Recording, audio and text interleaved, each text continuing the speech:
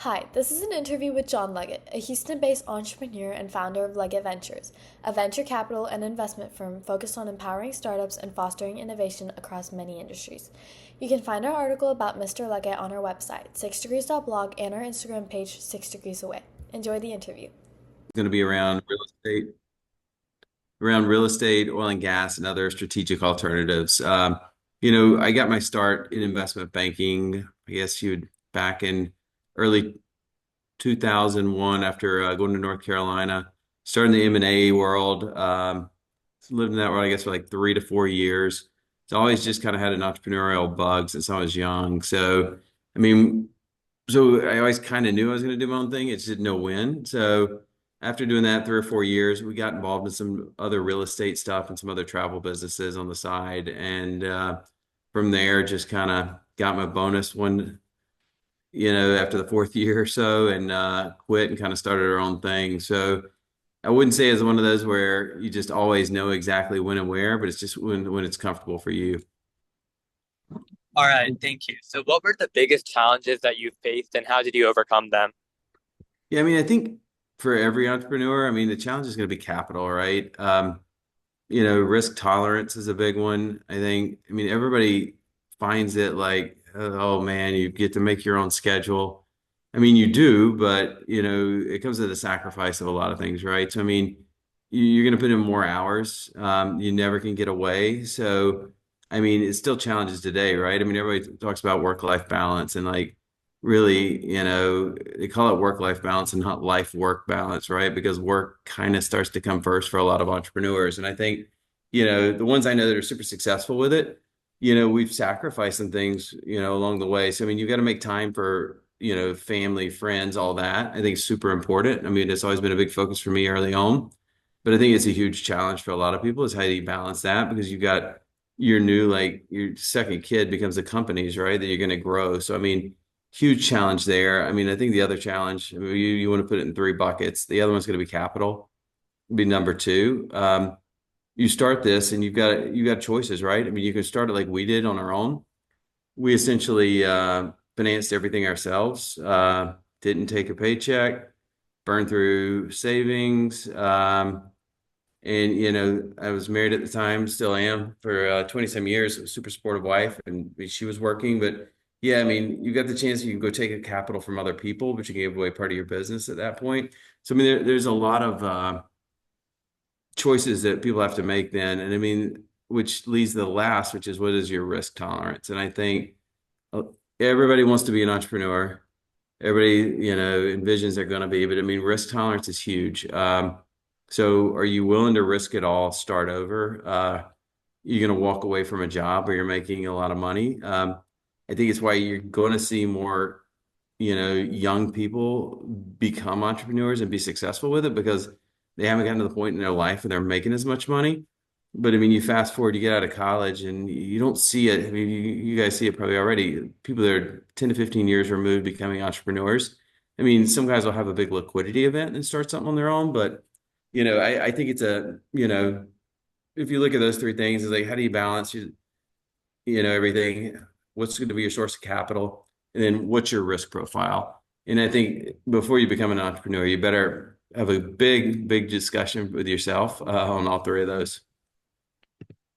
Thank you. And who or what has been a significant influence on your career as an entrepreneur or and investor? Yeah, I mean, growing up, my dad did some stuff on the side. He's a full-time pilot, but did some stuff super entrepreneurial on the real estate side. Saw that aspect of it and the hard work and the work ethic he put into it.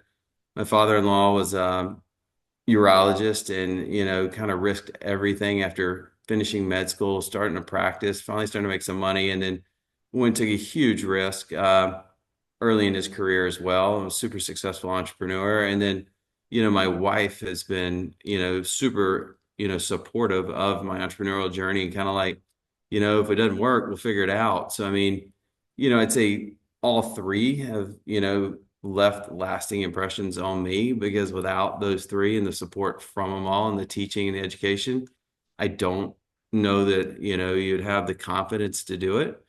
But I was young, dumb, and stupid at the time. So I might not do what I did then now. Let's put it that way. So, how would you describe your investment philosophy, and are there specific qualities that you look for in investments? Yeah, I mean, it's changed over time, I will say. When I was younger, I mean, I'm 46 now.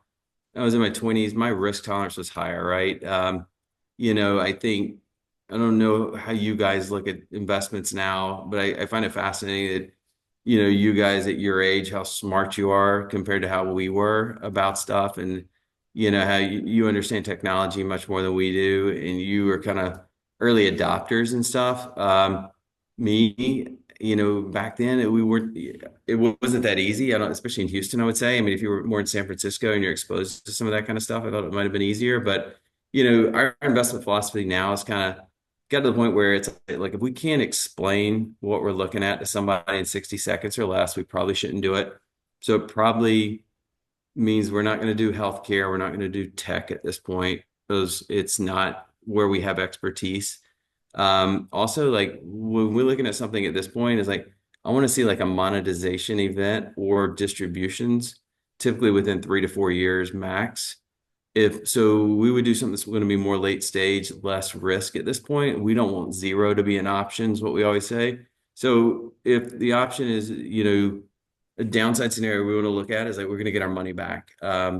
So, but asymmetrical returns, as everybody wants to talk about, where you're going to minimize your downside, but you've got really good upside potential, is what we look for. A lot of people do, but I mean, we try to practice what we preach on that, and that is how we try to look at deals. Yeah, for sure. And what role does risk play in your investment strategy, and how do you approach evaluating potential risks? Yeah, I mean, it's kind of going back to that. I mean, so when we look at risk, right, wrong, or indifferent, how we look at a deal is we look at the downside first.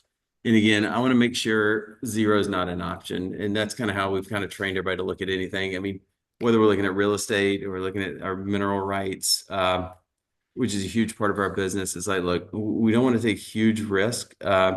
Maybe it's diversification on some of the stuff that we do. So we're not going to put all our eggs in one basket, swing for the fences. But yeah, I mean, I think looking at the downside is important. Is like, in what scenario could we lose everything? And then let's brainstorm that. I mean, and if we think that's pretty unlikely, then okay, now let's go to the next step. Like, all right, what does the cash flow profile look like? Our monetization event look like? What do the returns look like?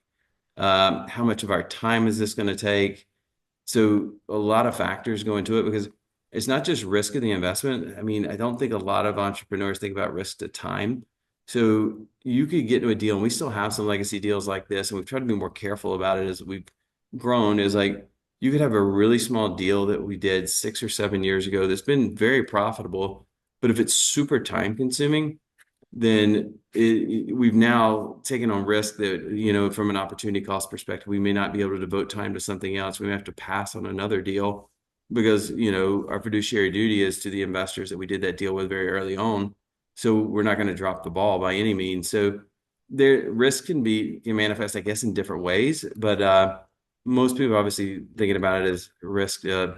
How much are you going to roll the dice on this deal or swing for the fences? But I think anybody that's out there trying to think they're going to find home runs and grand slams, and a lot of them, I mean, they happen, but typically they happen from something where you're shooting for a single, maybe a double, and it just the market kind of moves in a direction that kind of helps you get to that home run or grand slam. All right. So, are there any particular sectors that you're excited for or excited about investing in right now? I mean, we love everything super boring. So I love real estate. We love oil and gas, which isn't always everybody's favorite.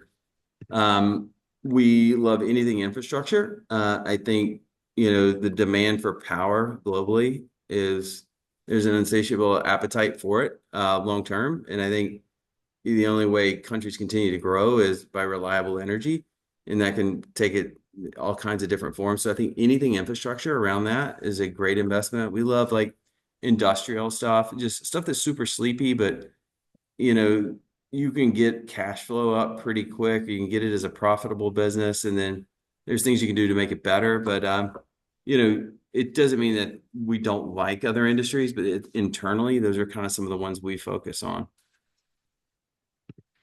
For sure. And what trends are you seeing in the investment world that you believe young entrepreneurs should be paying attention to? I mean, going back to energy, I think no matter what industry you're in, you got to pay attention to energy. And it's not just oil and gas, it's not renewables, it's not, whether nuclear or anything. It's like, I think energy is paramount. A lot of things are going to hinge on energy. I mean, from, you think data centers, you can think, the development of third world countries and what that could do for, demand for different aspects of different products and services, and just, growth in, US, Europe, China, anywhere. It's like energy is at the focus, I would say, of everywhere right now. And I mean, I think the infrastructure is not adequate probably to keep up with what's coming, as we all kind of know from an AI perspective, everything else, what's going on. It touches our lives every day already, and it's only getting more and more. So, I mean, I think the US and all these countries, as the AI grows, and when we see if we don't do something pretty fast, I think we'll have power outages. You'll start seeing like certain areas will have brownouts or blackouts, like voluntary stuff. I think it's coming in the next year or so, because I think, the infrastructure can't get done fast enough. So I think, again, going back to infrastructure is a good theme. I think we really like the infrastructure theme on deals we can find. So you talked about it a little, but how do you see AI impacting investment and business in the near future? Yeah, so we use AI every day. I mean, ChatGPT, the advanced site we have subscriptions to. We love it. We use it from anything from helping write. I mean, it could be writing macros in Excel to do things to, we can take crazy things that, we actually had a meeting with our accounting group yesterday, use it a while. Use it a lot more than we have with some ideas they use it for. So we can take a bank doc for a loan, dump it in there and ask it a bunch of questions. And, it can give us a quick excerpts on, everything in that bank doc or things we should look for, things.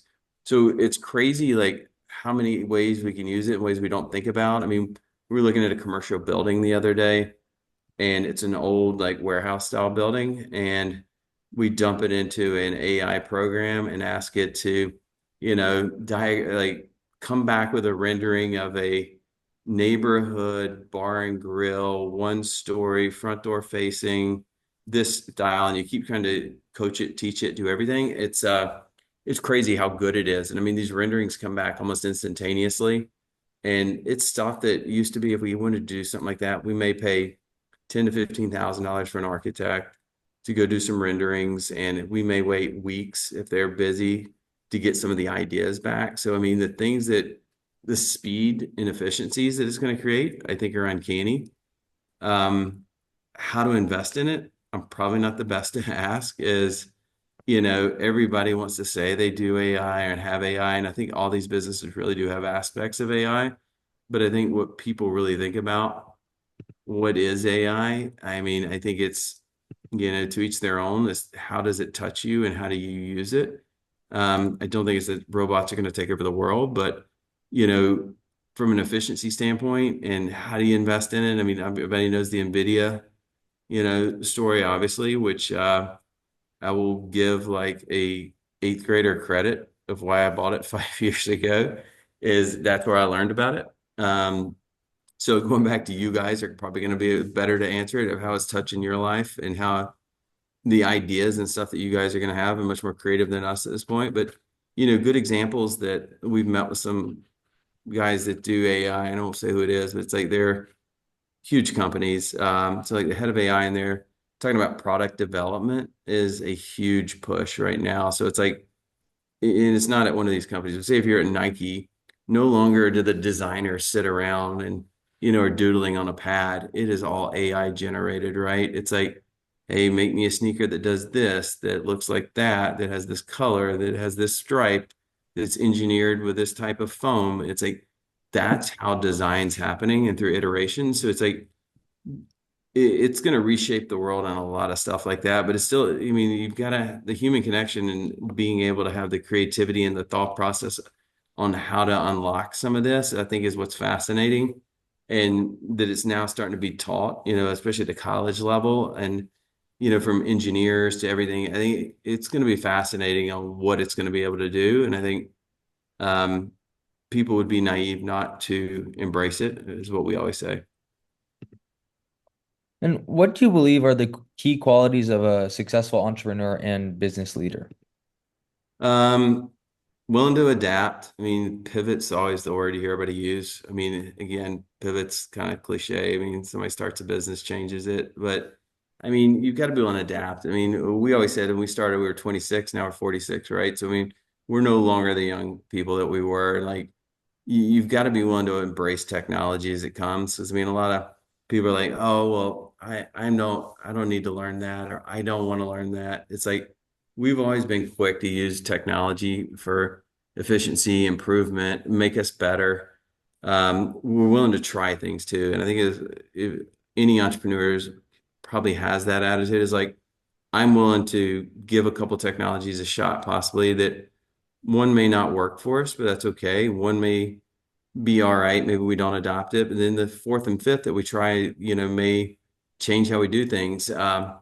So I think willing to not necessarily always just like people say pivot their business, but it's like willing to like pivot on, whether it's how the process can always be improved.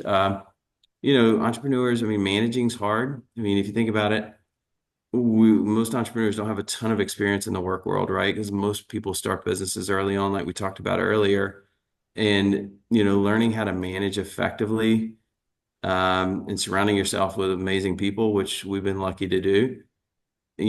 Doesn't happen overnight. It takes time, and I mean, creating culture and stuff around that it is super important. And the older you get, the more you realize it. But early on, I probably could have done a heck of a lot better with some of that stuff, and I know I can or could have. But I think learning how to manage is not easy for anybody, and I think everybody's always working at it. So I think as an entrepreneur, just even harder, though, I'd go back to, because you just don't have as much experience in the workplace as a lot of people do. All right. So can you share a lesson you've learned that you believe young people interested in entrepreneurship should keep in mind? So I get this question a lot. So a lot of like our investors like want us to talk to their kids. A lot of at some of the MBA programs that are big around town, and even around the country, we'll sit down, like, you've got all these programs where they want to be entrepreneurs and they think that's what they want to be, but it's like going back to what we talked about earlier, is that like you need to ask yourself, like, what's your risk tolerance? Are you willing to risk it all? So I mean, there's a lot of cool things now where you can be an entrepreneur. It's almost like an entrepreneur hybrid, right? Where you can raise a pool of capital and go out and like the search funds and stuff that you guys have heard of, which have been hyper successful. And I think it's a amazing, kind of offering that's becoming really popular at every university and every entrepreneurship program. But, even with those deals, you're an entrepreneur, but you've created like a board, you've got board approval and some things so it's not necessarily going to go. I think deciding what type of entrepreneur you are is super important. So it's like me, I would start from scratch, do it all on our own, fund it all on our own, you know, super scrappy, difference. Yeah, you could probably get there a lot faster through some of these search funds, but you might have, I would argue, a couple bosses that through the board and who put up the capital for you. A little less risk there, but you may not have as much autonomy. I mean, there's just different paths and avenues. So I think for somebody that wants to be an entrepreneur, they need to decide, where's the comfort level? What are you really wanting out of it? Um, I think that's it. And then exploring all the different avenues out there, as there's just so much more out there today than, as far as raising capital and stuff that was not available, or was it much harder? I feel like, 20 years ago when we started than today, where, people like me and other people that have been successful, I mean, they want to reinvest back in young people that, have great ideas and that they can help mentor. So, I mean, it's part of giving back. So just figure out what type of entrepreneur, because I think there's different paths you can take. And again, going back to risk tolerance, family, where you are in your life, what you're really willing to give up from a time perspective. So, are you willing to work 7 days a week? Ask yourself that. And if the answer is no, that I value my personal time and I need this, maybe entrepreneur isn't perfect. So that's what we tell people is like really take a hard look at yourself and decide if it's right for you. And how do you balance growth and stability in your portfolio? And what advice would you give to aspiring investors? So growth and stability. So we look for asymmetrical returns. So across anything we do. So stability is going to come from us. I mean, looking at the downside, right? So, I mean, we want to look at, again, we don't want a zero, but we want upside. So, I mean, I think the growth and stability is going to come from that. So, I mean, as you look at like from an investment standpoint, I think that's how, we preach to our investors what we're going to do. And I think we've gotten a great reputation around that is like we also invest very heavily in every deal we do. So from a stability standpoint, if I'm an investor and let's say you guys brought me a deal and I look at it and let's say it's $1 million deal and you're like, hey, we've got $20 each in the deal. I'm going to scratch my head and be like, all right, what's the real risk besides your time at this point? Because it's not going to be painful if the things goes. But what our team aspires to do is try to invest 10% of every deal that we bring to investors, which is super high by industry standards. So the investors know that, look, it's hyper painful for us if this doesn't work, and we are going to do everything in our power to make it work. So from a stability perspective, if I'm an investor and I know that much skin is in the game, my confidence is going to go up that me as the leader of Leggett Ventures is going to give it all I've got to make it work. And our team, especially on our leadership team, they all have to invest in every deal as well. So it's painful if it doesn't work. So that gives stability. And I mean, every deal we look at needs to have a growth aspect. So, I mean, from how do you balance it?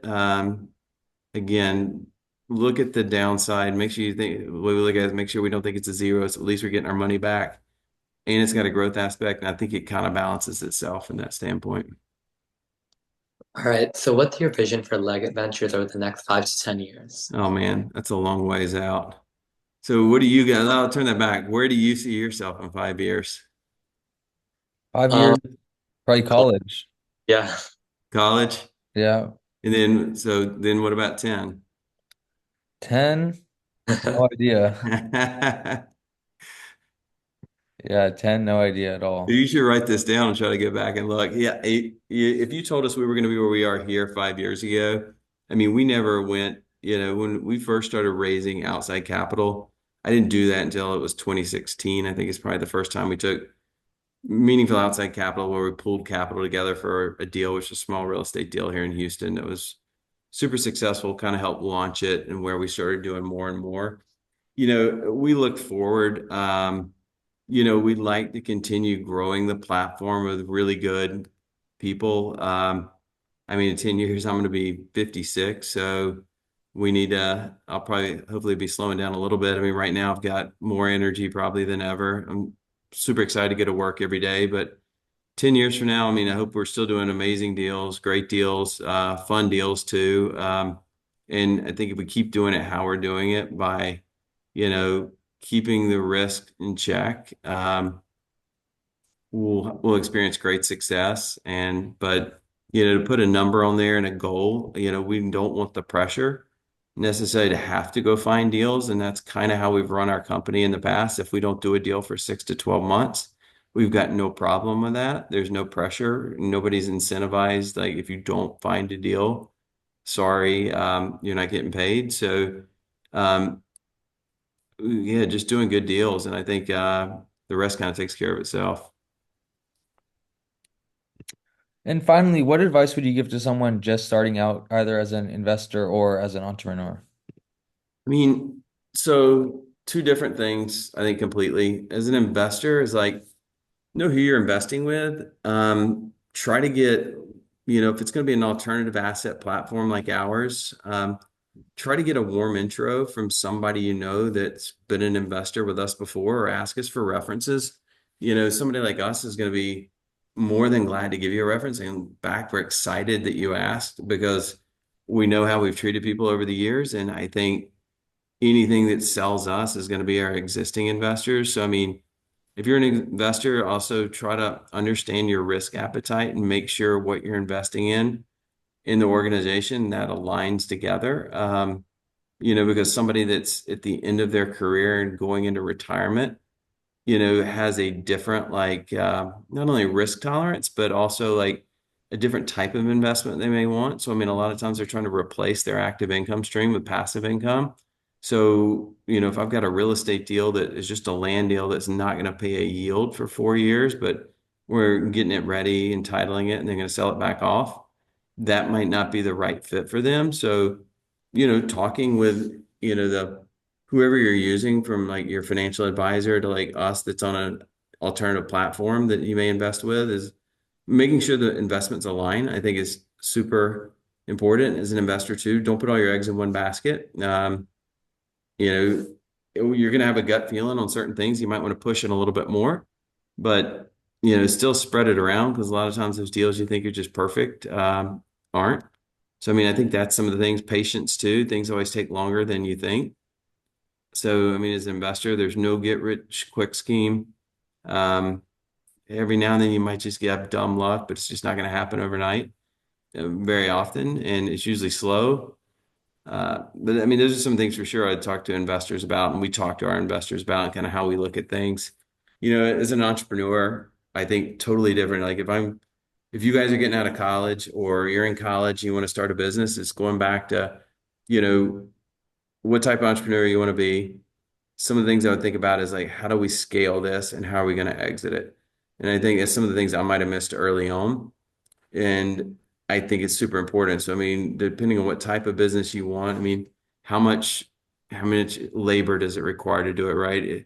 I know a couple people that are actually have graduated college here recently and started some businesses in college. And they started great businesses, but they quickly found out as soon as it started to scale, it was really difficult. It was a really high need for employees in different locations. And how do you manage that from an HR perspective? And it worked really well in one single location because they were there. But now that it's spread out, it's really hard. We've got managers, then the manager leaves. I mean, so, scalability is, I think, a huge thing. And thinking about the exit.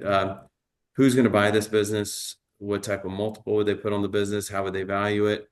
And would you be happy with that outcome if that happened? And as an early entrepreneur, I don't think you're going to be doing the same thing for the rest of your life either. You may start something, sell it, move to a different industry, have a whole nother idea.